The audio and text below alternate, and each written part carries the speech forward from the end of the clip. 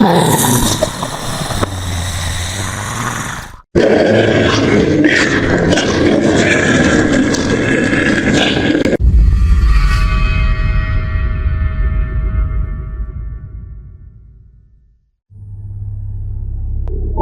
back to Khalish Amar Channel.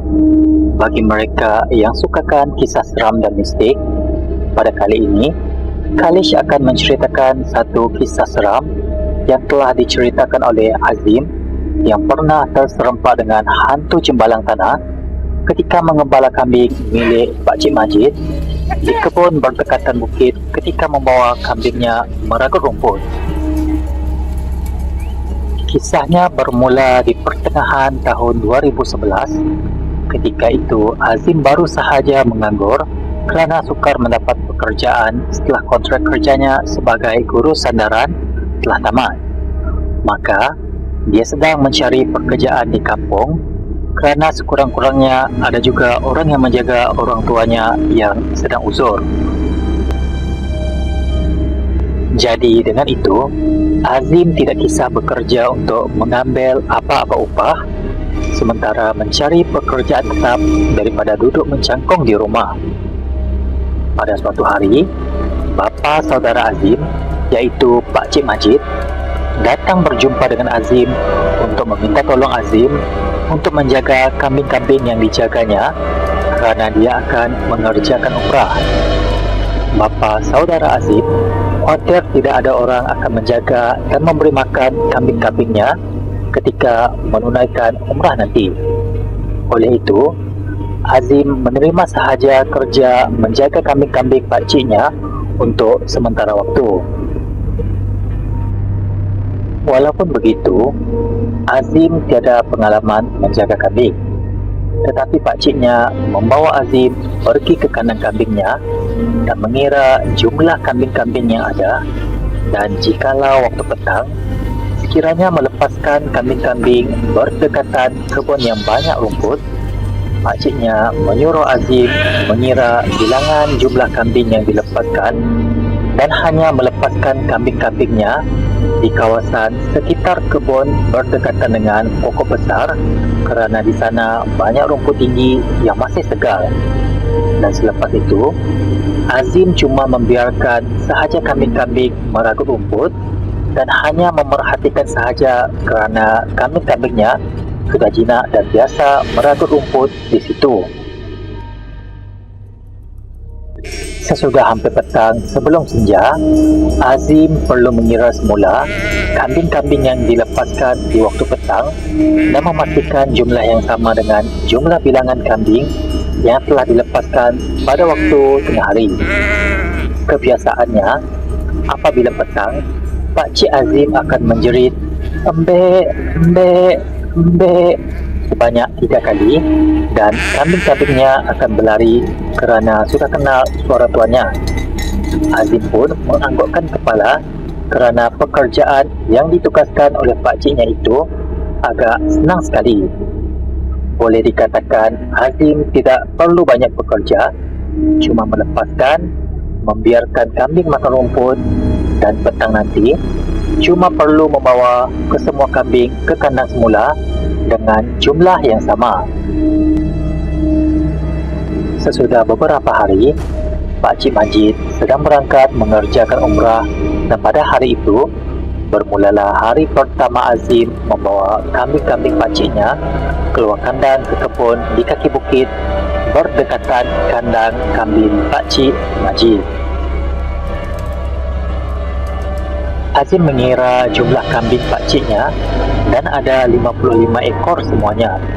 Azim hanya membawa sebatang kayu untuk mengarahkan ke semua kambing-kambing pergi ke arah kebun di tepi bukit yang ada pokok besar di sebelahnya seperti yang diberitahu pakciknya sebelum ini.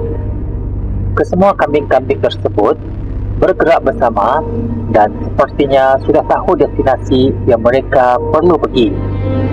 Azim berkata di dalam hati, "Alah, jinak je kambing ni, semua menurut perintah."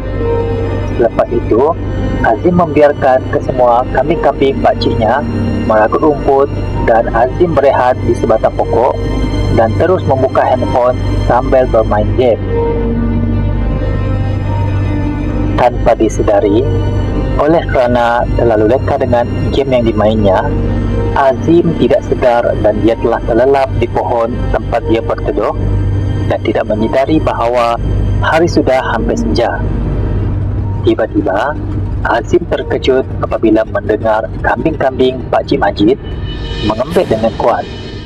Sewaktu itu, barulah Azim terjaga dari tidur dan sedar hari semakin senja. Azim semakin cemas dan cepat-cepat memasukkan handphone ke dalam poketnya dan terus mengambil sebatang kayu dan mengira jumlah kambing-kambing yang ada di situ. Azim mengembik sebanyak 3 kali, "Mbek, mbek, mbek," seperti yang telah diajarkan pakciknya, tetapi tiada seekor pun kambing datang dan berlari ke arahnya. Mungkin suara Azim mengembik berbeza dengan suara Pak Cik Majid, iaitu tuan sebenar kambing-kambing itu. Maka Azim pun bergegas mengumpul ke semua kambing-kambing yang ada di situ dan mengira secara manual. Setelah mengira ke semua jumlah kambing, cuma ada 50 ekor sahaja, manakala ada 5 ekor lagi tidak ada di kebun di kaki bukit itu. Azim mulai panik dan mengikat kambing-kambing yang ada dengan tali. Sementara pergi mendekati pokok besar untuk mencari 5 ekor kambing yang hilang tanpa jejak. Di pokok besar itu, Azim melihat ada 3 ekor kambingnya sedang mengembik di situ. Lantas, Azim pun berlari ke arah kambing-kambing yang pergi sedikit jauh dari tempat asal mereka meragut rumput. Maka Azim pun bergegas mengumpul ke semua kambing-kambing yang ada di situ dan mengira secara manual. Setelah mengira ke semua jumlah kambing, cuma ada 50 ekor sahaja, manakala 5 ekor lagi tidak ada di kebun di kaki bukit itu. Azim mulai panik dan mengikat kambing-kambing yang ada dengan tali. Sementara pergi mendekati pokok besar untuk mencari 5 ekor kambing yang hilang tanpa jejak. Di pokok besar itu, Azim melihat ada 3 ekor kambingnya sedang mengembik di situ. Lantas, Azim pun berlari ke arah kambing-kambing yang pergi sedikit jauh dari tempat asal mereka meragut rumput.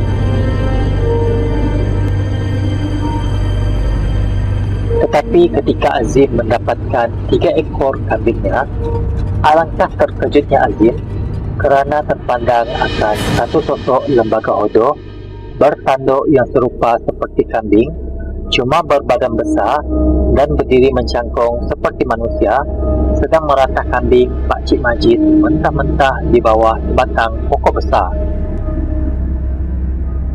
Azim bagaikan terpukau dan mulutnya bagaikan dizip dan tidak dapat berkata apa-apa. Bayangkan dia sendirian sewaktu itu, dan sekiranya dia tersilap langkah, mungkin dia tidak tahu apa yang akan dilakukan oleh sosok makhluk itu kepadanya. Walaupun begitu, Azim dapat merasakan bahawa sosok lembaga itu adalah jembalang tanah berdasarkan ciri-ciri dan bentuknya. Setelah itu, Azim teringat pesanan arwah datuknya, sekiranya terserempak dengan jembalang tanah, bacalah surah Ayatul Kursi sebanyak 7 kali dan tiupkan pada sebatang kayu dan tusukkan kayu itu ke tanah.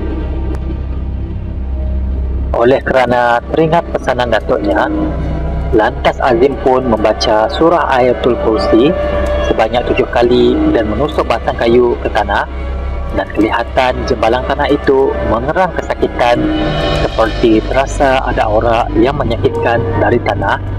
Lantas jembalang tanah itu sempat memandang wajah Azim dan berlari dengan pantas di bawah pokok besar itu dengan mulutnya masih lagi menggigit dan menggonggong seekor kambing. Dalam sepatah kilat, jembalang tanah itu terus berlalu pergi dan menghilangkan diri dari belakang bukit itu. Azim terus mendapatkan beberapa kambing yang ada di situ dan cuma 3 ekor yang masih hidup. Manakala 2 ekor lagi sudah menjadi korban jembalang tanah itu. Setelah itu, Azim membawa kesemua kambing-kambing semula ke kandang dan terus bergegas memberitahu Amar, iaitu sepupunya yang merupakan anak Pakcik Majid. Menurut Amar, kawasan kebun belakang pokok besar itu amat keras sekali. Dan sekiranya membawa kambing-kambing meragut rumput di sana, pastikan kambing-kambing dibawa balik semula sebelum senja. Keesokan harinya, Azim membawa kambing-kambing Pakcik Majid meragut rumput sekali lagi di kawasan yang sama, tetapi kali ini dengan lebih berhati-hati dan membawa semula ke kandang sebelum senja. Walaupun begitu, sejak kejadian itu, jembalang tanah itu tidak pernah memunculkan diri lagi. Begitulah kisah pengalaman Azim yang terserempak dengan jembalang tanah ketika membawa kambing-kambing pakciknya meragut rumput di sekitar kebun di kaki bukit berdekatan pokok besar. Cebisan pengalaman Azim ini boleh dijadikan iktibar supaya kita berhati-hati ketika membawa binatang ternakan di kawasan bukit ataupun hutan berdekatan apabila hari senja. Ini kerana mungkin ada makhluk lain yang sedang mengintip atau memerhati. Benar atau tidak? Wallahu a'lam bishawab.